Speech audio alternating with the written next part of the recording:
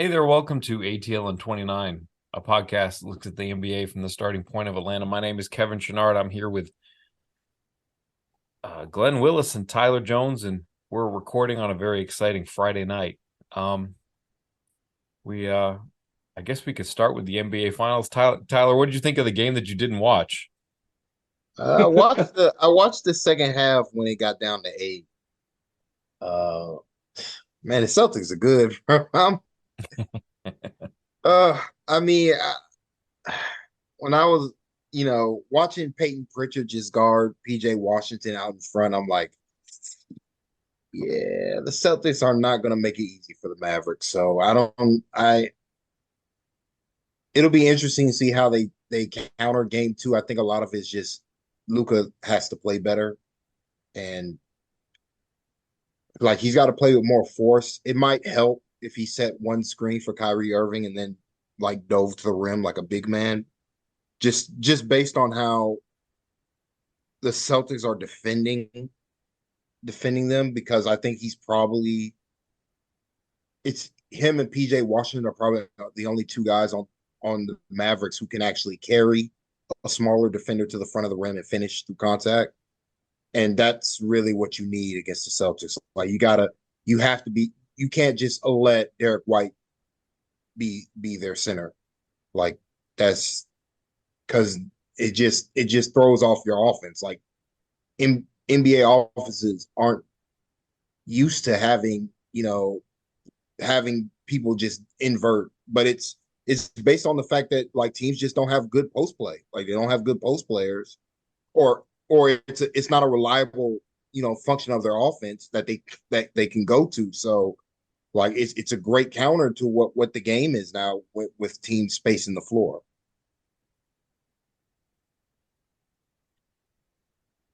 What'd you think, Glenn? I thought the Mavericks were lazy, and just it was so strange to think this is an NBA Finals game. And yeah, I posted some video edits today on Twitter and showed just like nobody rotating to an open shooter, somebody the wrong person helping at the rim, like low man. And I don't know what their principles are. Do they not want to help off Derek White? Like maybe Derek White's probably the Celtics' best catch and shoot guy in their rotation. I don't know. Maybe Hauser's better, but you worry more about White's ability to do multiple things when he catches the ball. But they were not connected. They were disorganized. They were slow on everything. But when you saw it, when you watched the opening, say 5 minutes of third quarter, you could see they kind of got their shit together and were up into ball handlers and they were rotating. They were connected, but it was too late. They were down 20 whatever odd points it was. And and for me, I want to be careful because when I talk about it, I don't want to sound as if I'm saying the Celtics didn't deserve the win. They played very well, right? And they took advantage of what the Mavericks were allowing them to have. And so I want to give credit there. But on the other hand, I've watched this Mavericks team play all the way here to the finals. That's not how they've been playing. Why did they come out in the first game? It's just very, very strange to me. They looked like they were kind of disinterested in the game, which is like crazy. Will they come out and play more like the team that they've been kind of on their run to this point on in game two? Was it, I mean, was it Boston just feeling really, really good on their home? It was just not what we've seen the Mavericks do. So, but like I said, the Celtics kind of punched them in the mouth, and the Mavericks, in my view, let them do that and didn't really kind of do anything once they got punched in the mouth until the third quarter. But they're going to come out and be way more disciplined, connected, energized, proactive, whatever terms you want to kind of throw out there for them to have a shot. So I mean, you watch game one, you feel like if you're kind of being just very general about it, it's like, man, some people would say like this series is over. But I don't think that's ever really the case after one game. But I do know this: if the Mavericks replicate that, this will be a short series. Celtics are the fresher team. Like uh how that was pretty noticeable how much like just physical juice Jaylen Brown had in particular. Like these blow bys were pretty impressive. I think Jalen probably had one of the best defensive performances of his career in game one. But I mean, the Celtics aren't going to make it easy for them. They're going to challenge every Mavericks ball handler, uh, the full length of the floor with elite, perimeter defenders. And so, there's a level of, are the Mavericks a ball handler short here? Like, do they? Because are they missing like one more guy just to take the pressure off of Luca and Kyrie? Within their team right now. Because I mean, it's just like I think the hardest thing the Celtics have to do is they have to find a way to make their bigs work. Like everything starts there just to get them settled, particularly on defense, so they can get their principles going. And they can have a base. That's because I remember that's what the Hawks struggled with when they played them in the playoffs 2 seasons ago. Of like Yep. it took like 3 games for Capella and for really Clint Capella and Onyeka Okongwu to really get into the flow of a basketball game. Because I mean but the difference is now is like Porzingis is spacing the floor 30 feet from the rim, and then he's also a mismatch nightmare now. Like it's a tough matchup, but they have to they got to figure something out. They have to start disrespecting the worst Celtics shooter on the floor, like the same way the Celtics do the Mavericks. Like they just got to force, like, I don't know, maybe put their center on Jaylen Brown, like try that. Even though I mean Jaylen was incredible last night, but they're going to have to try different stuff just to figure out a way to ultimately keep their centers as the low man. Because like Yeah. Kyrie is the low man. They just have no chance because they don't have the perimeter defenders to keep these Maverick. I mean, to keep every ball handler the Celtics have from getting to middle to the front of the rim. I mean, a lot of things you see, like Luca couldn't get anything on the pick and roll. Horford is so good at getting a little bump on the screener and like screwing up the timing, the spacing, the angle of the screen. It's a legal bump. They're not going to call that foul, and he just messes it up. Like and they couldn't get rescreen the angle. They weren't using a pitchback like Clint does with Trey. A lot the pitchback technique. So what? But Horford was like dominating like the point of the screen the whole time he was on the floor. And Porzingis doesn't really do that so much because he doesn't like to bang as much. But that's why one reason why starting Horford helps a lot because Horford just like mucks up the timing of the pick and roll like every single time they try to run it. And the Mavericks did nothing about it. It's like, can you get a second screener? Can you run double drag? Can you make Horford work through? You're just running this basic kind of simple stuff. And then on the other end of the court, in transition and secondary transition, how many times did Gafford pick up the ball handler right in the middle of the court?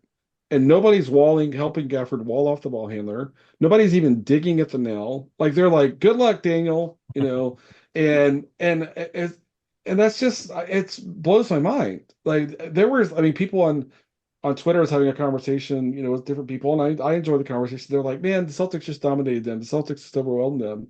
I'm like, what I saw was a team that weren't doing the basic things.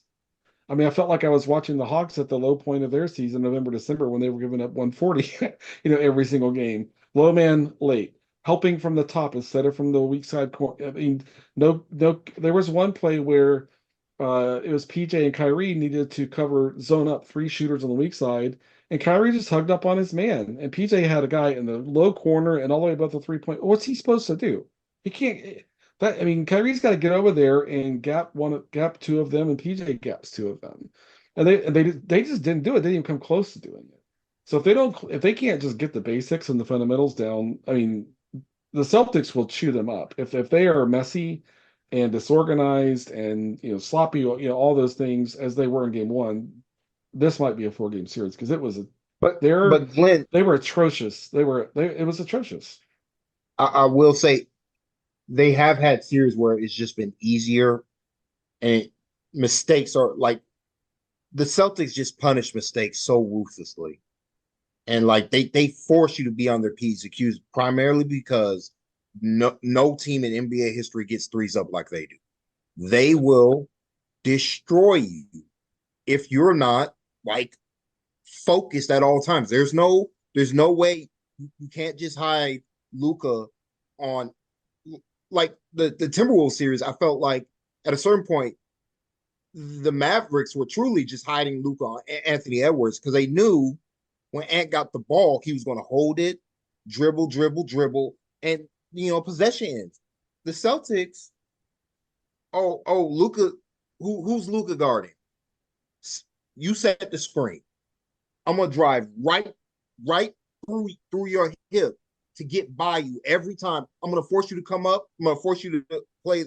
Like they consistently making him work in ways that these other teams hadn't. I think the Clippers were, but the Clippers just ran out of, like, Kawhi being hurt just hurts them so much. But like it just felt like to me, the Thunder were a young team with various just non-shooters. They play so many non-shooters you don't have to care about. You don't have to care about Josh Giddey. You don't have to care about Jalen Williams. Even Chet Holmgren. Like, he's not going to get him up like Porzingis will. He's not going to shoot it like Al Horford. Like, I can see where maybe they had a shock to their system where it's like, whoa, they're getting up. They're just one pass, shoot, no hesitation, shoot through. Like, we're there in the contest, and they're going to shoot it anyway. And they're hit ahead. They'll do a hit ahead right at the floor, right into it. Like, there's one where Drew hit, I think it was Holiday, like in the first quarter, right at the left side, and Luka was 12 feet off of him, and Holiday it was like basically one-on-one, and Holiday just turned around and put up the three, and Luka was not even close to challenging it. You have to be ready, right? And it was it seemed like they were just sleepwalking. So, but I mean, the putting Luka into the screen over and over and over, like, this is 2024. Teams know how to pre-switch. Like, no, Luka, you're not going up there ever. We're going to send whoever the other guy is on that side of the floor. That's the one that's going up there. But the Mavericks were. I mean, will we see that in game two where they pre-switched all that action? I mean, the Hawks did a little bit more of that this year with Trey, even where they were pre-switching everything that they were when they were trying to bring Trey up the floor all the time. We know. I mean, NBA teams know how to do that now. We should not have seen 4 quarters of that without that some kind of adjustment there. And so it just seemed, well, I don't know. It just seemed like they were going through the motions, and maybe they'll come out with a completely different plan and more focused, because that's what it's going to take for them to be competitive here. It was bad.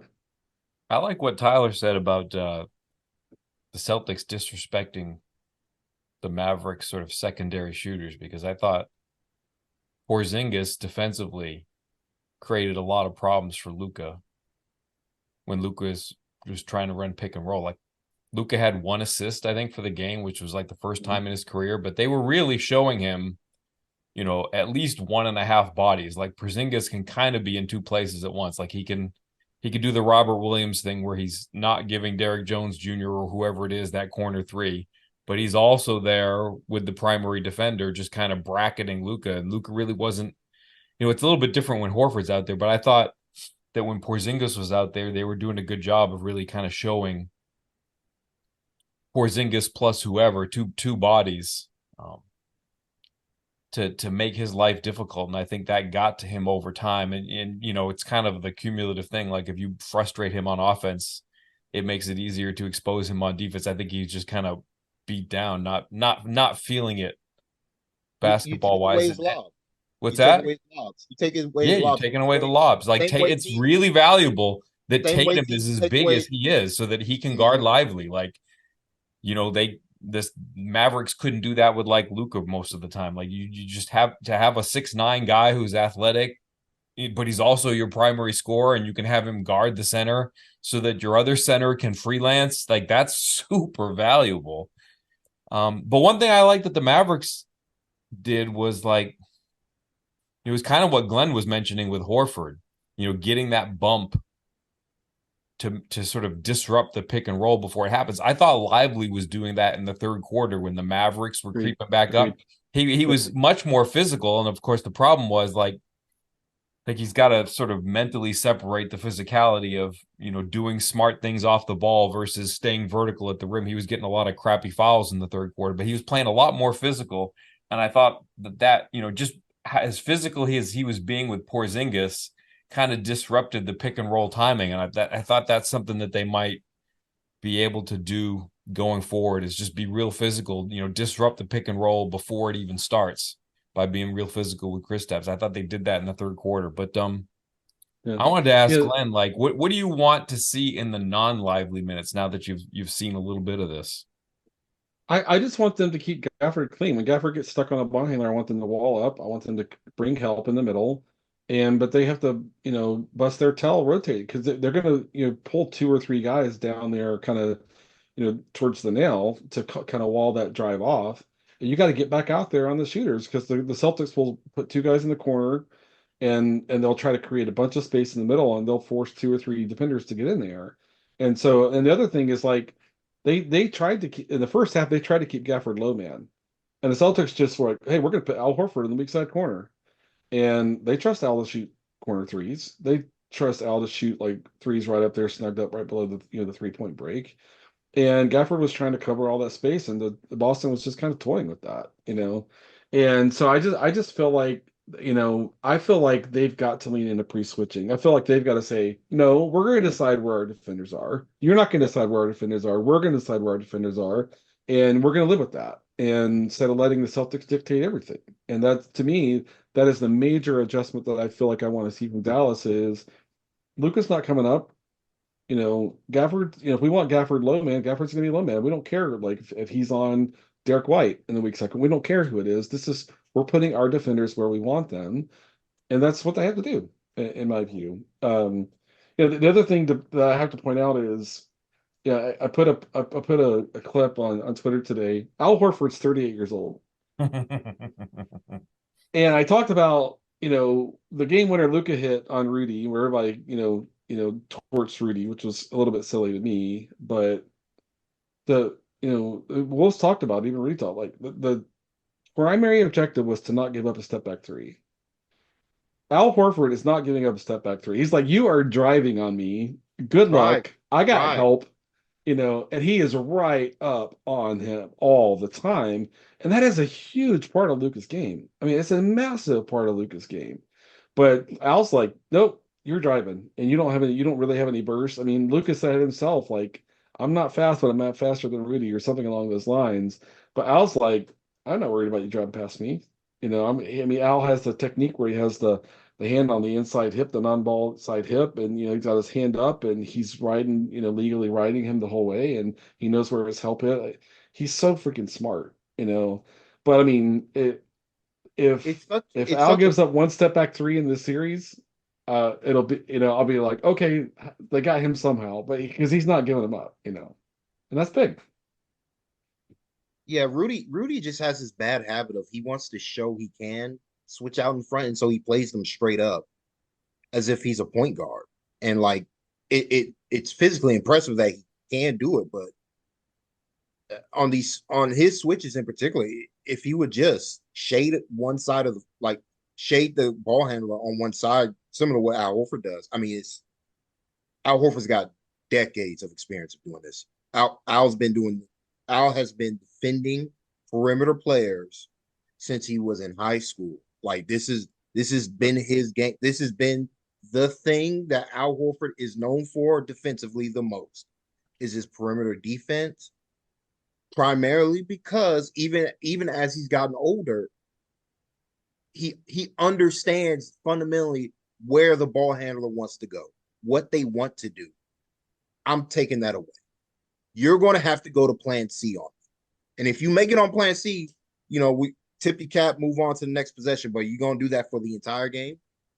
So, I mean, that's just what, makes Al, a brilliant basketball player. But Well, the other part is Al plays like he knows defense is a team sport. yep, Rudy wants to do it by himself too much, yep. and it's impressive how often he can do it. But Al's like, I got help, and we're crowding you, and I know where my help is, and to your point exactly, Tyler, I know where you want to go. You're not going there. You're going to where my help defender is, and it's just, I mean, the Mavericks have got to be way more assertive with what they want to do on offense, and I know they don't like to play fast, but they're going to have to pick their. I mean, Kyrie's better when he's playing fast. and Kyrie is playing at Luka's pace, which is slower. And I think sometimes they got to pick their spots and push it a little bit. I know that's not what Luka wants to do, but Luka walking the ball up the court, letting Boston set their defense every possession, that's not going to work. Well, most of Luka our got listeners are. Oh, sorry. Go ahead. no. Go ahead. I'm done. I'm done. I was gonna say most of our listeners are probably like, "Can you just talk about the draft already?" Um, so let's talk about the draft. I guess I wanted to start with this question, and maybe it's a little bit Spurs centric if they're the most likely candidate. But what do you consider sort of reasonable trade down scenarios?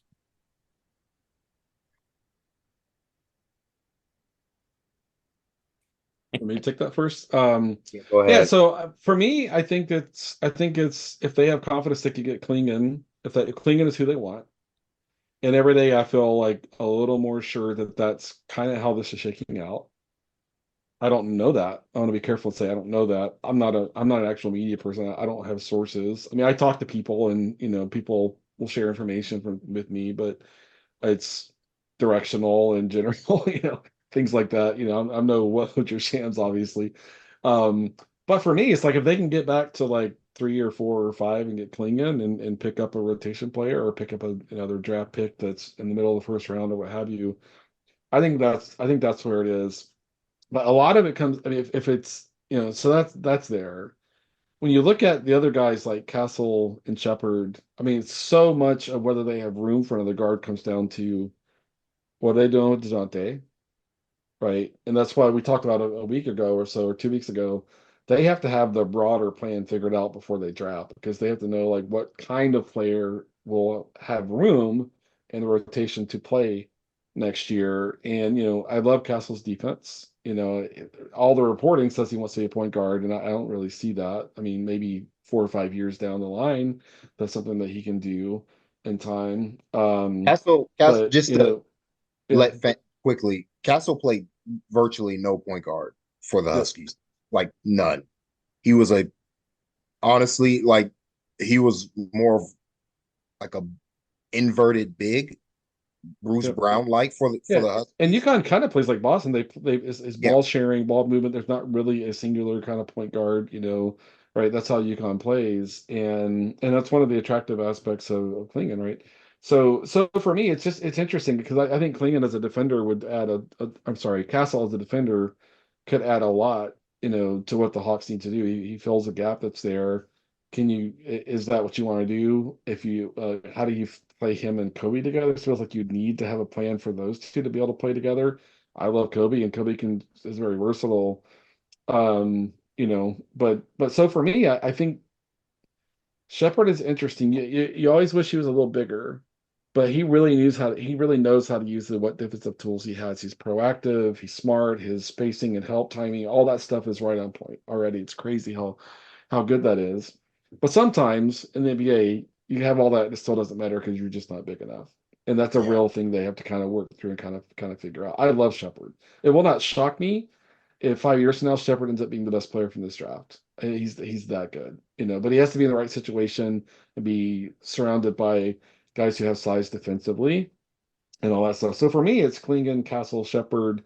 If they can figure out dropping back 3, 4 spots, whatever number that is, and get a guy that they like and adding some other kind of asset, I think that makes sense. The key is if they decide they don't want SAR and there's 2 or 3 other teams that want SAR and are willing to go to one to get SAR, how do you have to cultivate that market, right? And I don't it'd be interesting to see if the Hawks have that skill to be able to cultivate a market. Some front offices are very good at it, some are not as good at it. I don't want to prejudge that whatsoever, but if they decide we're not taking SAR and they kind of put the message out, all right, bidding war, taking offers on who wants to get the one to get SAR, then I think that's a scenario where they might be able to kind of do something that's interesting. Um, I guess the question is more like, do the Hawks even have the relationships for this type of trade down? Because if you're, especially in this draft, because it's so flat, you have to be sure that you got to have like, okay, I'm trading down because I definitely know my guy's going to be there at because whoever the player is, I know he's going to be there at 3, 4, 5, or 2. I mean, he's definitely going to be there at 2. But like, you have to have relationships with the Rockets, with the Spurs, with the Wizards, primarily Pistons. They traded a good bit with the Rockets, so I mean, the Rockets that's there, Yeah. right? So I mean, because primarily you So just got to that's know. You one. just have to. That's one. You just have to have that trust that's built up over years that they're not going to go over your head and be like, well, this team offered a better package and we got a better relationship with them, but we're trying to make our team the best possible and get double crossed and lose out on the guy that you wanted at 1, and combined with like I don't know what the temperature is for teams wanting to trade up uh in this draft where I mean, if we're honest, I think, like to me, I think the two best like actual like impact players in this draft are probably Klingon and Reed. Klingon, like and I don't know if I don't know if there's a franchise type talent in this draft. So, how much is a team willing to spend for a player that might top out at Zach LaVine or Jaren Jackson Jr. level of a good player you want to build with, but not around, if that makes sense. So it's gonna be one of those. They're going to have to, if they're going to want to trade down, uh, they have to have relationships built up. They have to have trust with the head decision makers of these teams, so that they know, hey, we're make everybody's winning in this deal. You get the player you want, I get the player I want. I'm getting an extra asset to help in the offseason. But that's where it comes down to me. It's like, and the concern is this is a very inexperienced front office that they are hiring, more people, but Kyle Korver, assistant GM, Landry Fields, these are young guys relative to what NBA lifers are. Those guys are 50 plus years old or 40 plus, but they weren't players. Like they were grinding while Landry and Kyle were playing basketball in the NBA. Though the executives they're going up against were people who were in the trenches trying to get Kyle Korver for a fax machine. So like that, it's a different skill set than when you're a player, because you got to be able to talk. You got to be able to trust.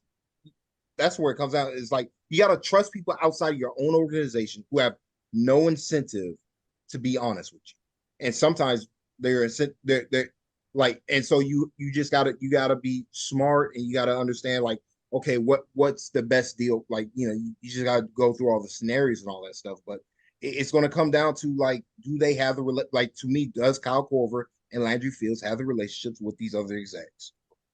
If they do, I can see a trade down where they make out not necessarily like bandits, but they make their team better and they get the guy they want. But if they don't, like if they trade down, they risk getting egg on their face. So Yeah, that's really the yeah, fear. yeah. When I look at the order, like to me, they can't trade with They can't help San Antonio, Nope. right? They can't help San Antonio be good, right? There's too much, play there. Maybe San Antonio's already going to be good, right? But I think Portland's interesting. It seems risky at 7 to get the guy you want, but if you have two guys or three guys that you kind of like equally there, Portland's interesting. And I think Memphis is always looking to kind of do something, interesting. They're at 9, and that may be a little bit too far, but um, yeah, I think a trade back is. I mean, I think Sam Vecini reported that. I think it was him. Apologies if it wasn't him, but sounds like the Hawks are like there's not much interest in P teams trading up because it is Yeah. fairly flat. But I mean, half of what you're hearing right now is kind of smoke screen.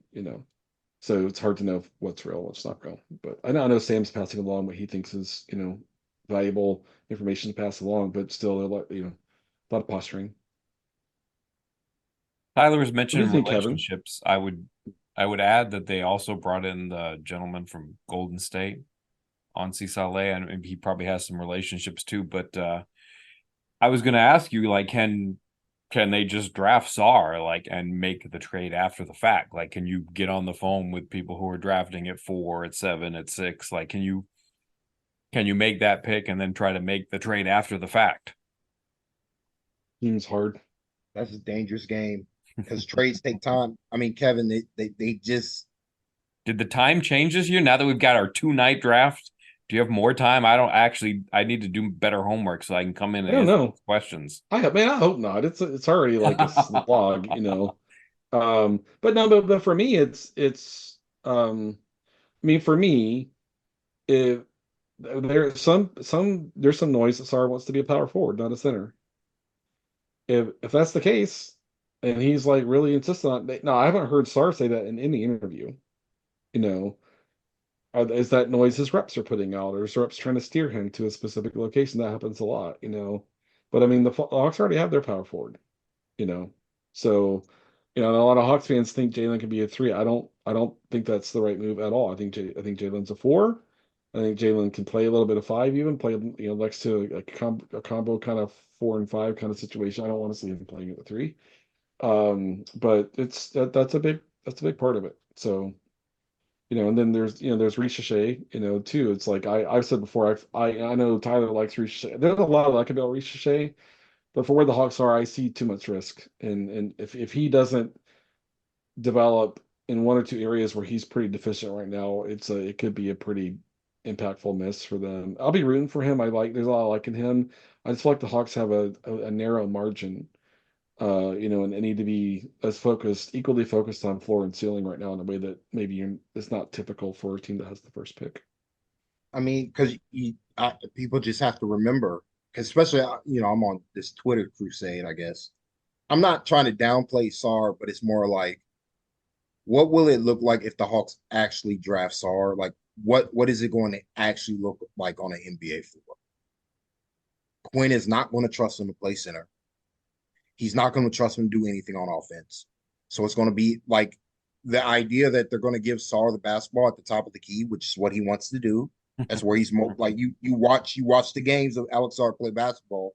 He wants to be at the top of the key, like Giannis, you know, where he can get downhill and get to his right hand and finish over guys and around guys. Like, he wants to be an elite, you know, one of the elite scorers in this game, like offensively. Yep. The problem is, like, to me, on the Hawks, well, that's just not a.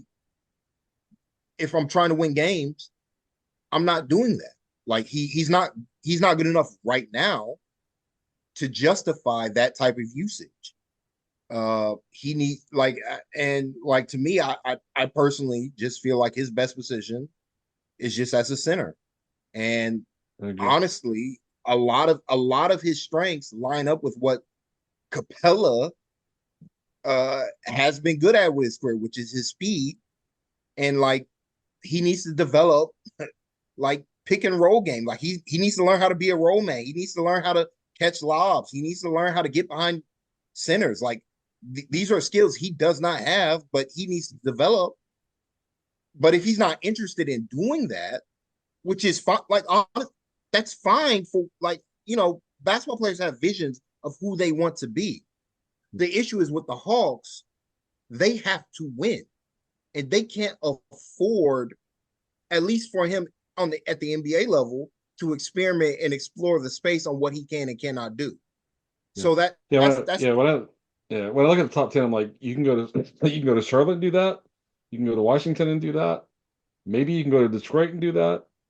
But Atlanta's not a place that's available, you know, at least in their current form. And I think that's informative. You know, it's like, it's interesting because when I watched, you know, Muhammad Gay play in college, a lot of face up, a lot of self creation, and you're like, oh man, is that what he wants to do in the NBA? And he's set screens, rolls, he's doing all the stuff you want the Hawks want, the Quinn wants at that position, bought in just like that. You saw it in summer league, bought in. Yep. Just like that. They have to figure out, like, is Sarr gonna, you know, fight that? Buy in. Yeah. And they have to figure that out. Klingon will do it. You know Klingon will do all the big man stuff. You know that. And that matters. Is there a way that they could have Sarr? It's kind of like going back 5 years or something where it felt like Travis Schlenk really didn't stack the backup point guard position because he wanted to get these on-ball reps for Kevin Huerter and Cam Reddish. Like, could you do that in the minutes when Trey goes to the bench? Let's say Trey stays and DeJounte doesn't. Like, in that world, is there a way to sort of split Sarr's role so that he's playing all the non-Trey minutes and you can get him some reps and that's enough for him? If you're okay losing games, so that's going to take 2 years Yeah, at least. yeah, that's the primary issue. It's like Yeah. they So they and maybe he's faster than that. You know, maybe he's more advanced and just something that we won't be able to see in the NBL. But I mean, he needs to do that in the G League for like a whole season. You know, if that's what they want him to do. And Jalen that's a did. weird thing to do with the guy you're picking first overall. You know, That's so I mean, it's a tough thing. a long road, yeah. For me, it's like I want them to prioritize defense, and I want them to acquire the right outfits. If they got Bogey, that they still need more shooting in the front court, and so for me, I like you take Sarr. I love his athleticism he offers defensively, but you have to project a ton of offensive development for him to end up looking like a guy that was worth taking first. And that's just something they got to figure out. I and mean, there's other guys I like. I love Castle. I love Shepard. I like Klingon a lot. There's a lot to like about Ricochet. I just think he's too risky, and that's kind of where I am. And if they drop back and add another pick, I'd love Holland. He needs time, but he's a guy that he can kind of should be in a year or so, maybe even the end of his rookie year. He's defending on the second unit and taking some primary responsibility there. Kind of bring it full circle. With Ricochet, like one thing that I would be mildly concerned about, and Boston is kind of a good example of this. Like, is he going to be okay if he's in a lineup against like a really good switching team? Like, is life going to get a lot harder for him? Like, you can kind of see it working if he's playing against whatever other kind of defense. But if it's a setup where it's really got to be kind of one-on-one, like, I don't know. Just looking at a team like Boston, if a Ricochet is going against them, does life get difficult for him? Yeah, in the half. yeah, I was just gonna say with Ricochet, in the half court, absolutely. Like he just doesn't have the tools yet, but and not uh, strong enough. I think he can get there. Yeah. Just based on what I've seen, he can do in the full court, like what he can do in the fast break, what he can do, bringing the ball up the floor. Like he does some impressive stuff, and he has a nice finishing packages. But he's raw in a lot of air, and that's just the thing with this draft. Like these guys aren't as polished as you want them to be at the top of the draft. Yeah. It is hard to find guys who are as big as him and who already have the raw skills and raw tools that he Yeah, has. That is unique. That's what makes him intriguing. But I think what I envision for him, if Quinn can draw it out, I mean, you have to have plan for other contingencies, like you're saying.